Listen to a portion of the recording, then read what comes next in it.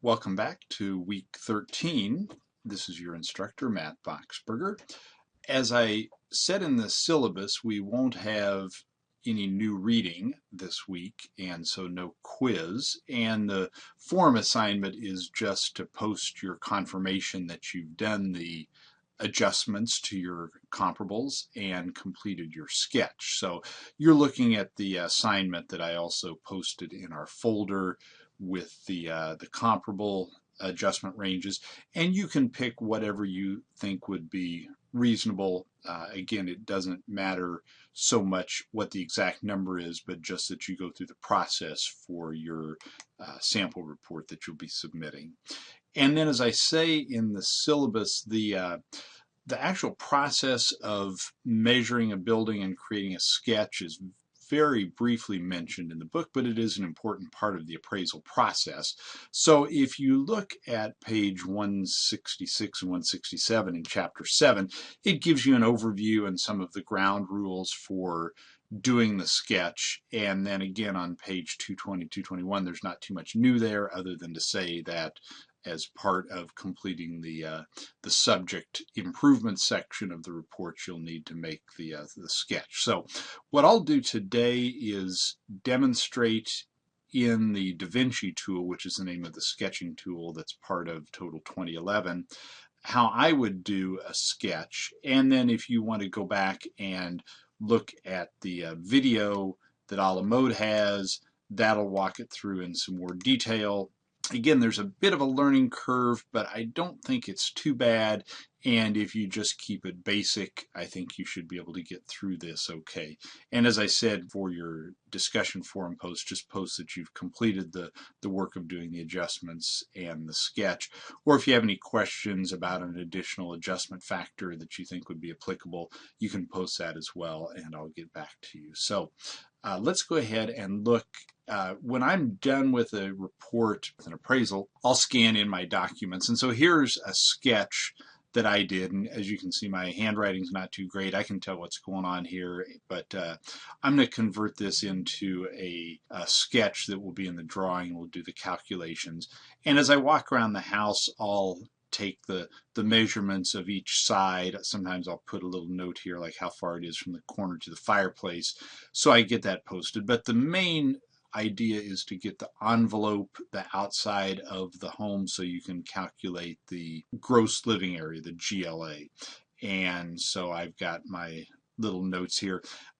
As you measure around the house, or as I do, typically when I get to the last leg, I may be an inch to 6 inches, hopefully no more than 3 inches off.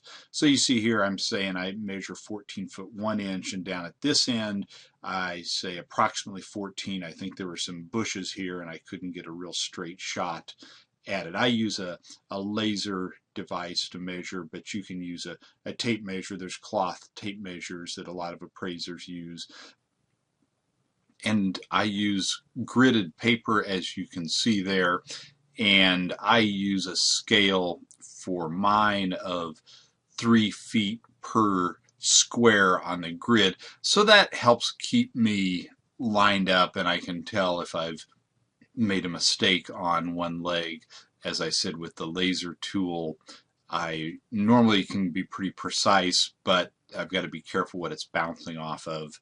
And I've seen cases where it's only measured half the distance because there was a tree leaf or something in the way. So that keeps me roughly correct, and then I'll do a quick calculation where I add up all the horizontal or vertical legs before I complete the final leg to make sure that it's square when I get to the end. But if you've just got a basic tape measure that you can use and measure it in a couple chunks, that's fine. Again, it's the process that's important here, not so much the exact numbers you get. So once this is done, then we'll get a sketch that looks like this. And this is, again, just a little screen capture I got from within the report. After I do the outside edges, as you can see, I'll go ahead and label the areas. I'll put the doors and the fireplaces in to visualize how the the layout is on the home. So with that, let me shrink this down. And so here I'm in total 2011, and if this is the report I'm going to put the sketch in, I'll go ahead and go ahead and open it up here. And in 2011 up here on the top, we're doing the forms right now. Side by side is where you can put the or look at the information on your comparables if you want to make adjustments. And then the sketch tool here will open up the tool. I'm going to click here and use the thumb wheel on my mouse to shrink this down. I'm going to left click, drag and drop here and delete this that I've put in, and then we'll be ready to start with the sketch. So I'll be looking at my little rough drawing that I showed you before, and I'm going to just pop that over in the other window here. So what I'll do first is click on one corner, and this is just a left click, and that will, well, I think it'll do it automatically, but I'm going to click the draw button here, not modify. So there I've got my cursor, and I'll click here, and now I will, on my keyboard, as I'm dragging and dropping here, I'll hit the delete to go back. So I'm going to go 16 feet 6 inches. So on my keyboard I'll type 16 feet and then 6. And if you look down at the bottom of the screen, you'll see the length displayed, and then I'll push the down arrow. So that takes me 16.5 feet, and I've got this thing set to do it in decimals. And then I'm going to hit the enter key. So that's my first line. And then my next measurement was 7 feet 7 inches to the right. So I'll hit the 7, the foot mark, another 7, and then the right arrow. So that takes me that way. And then I'll hit the enter key to place that.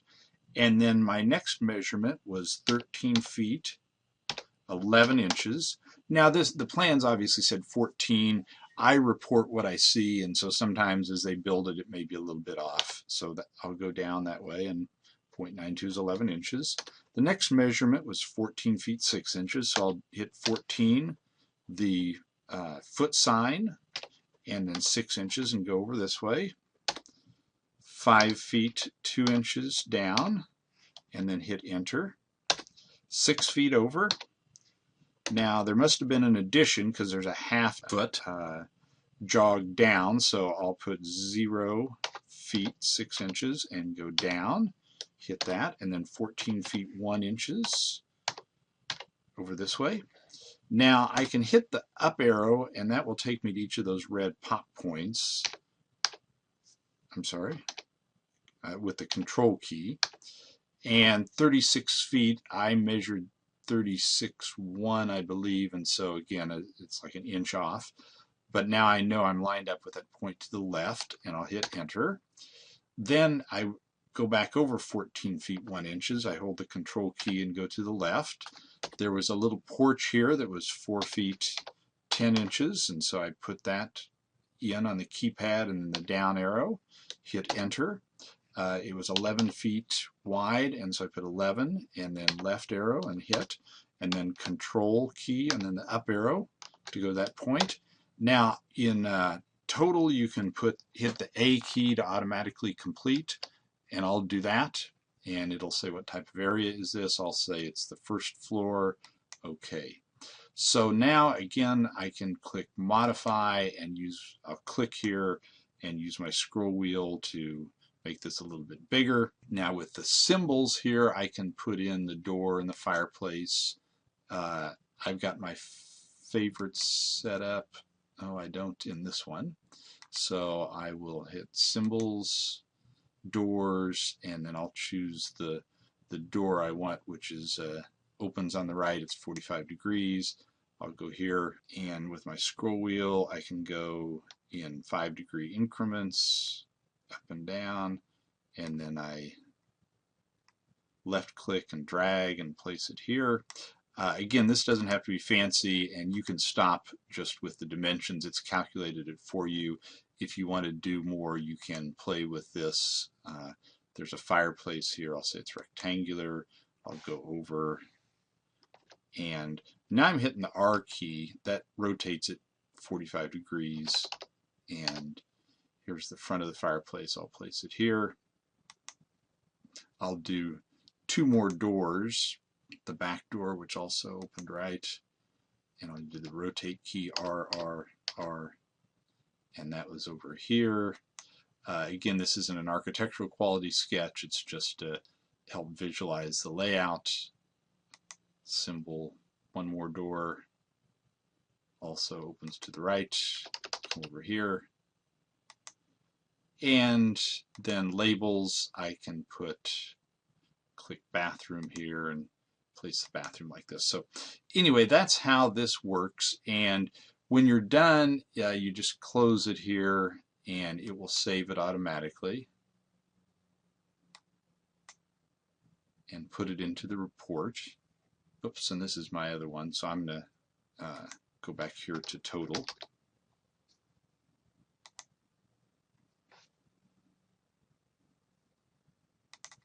Open this up, and it's loading it. And then here can scroll down. Let's look at our sketch. Okay, and so it automatically placed it 1,235 square feet. And if you go back up to the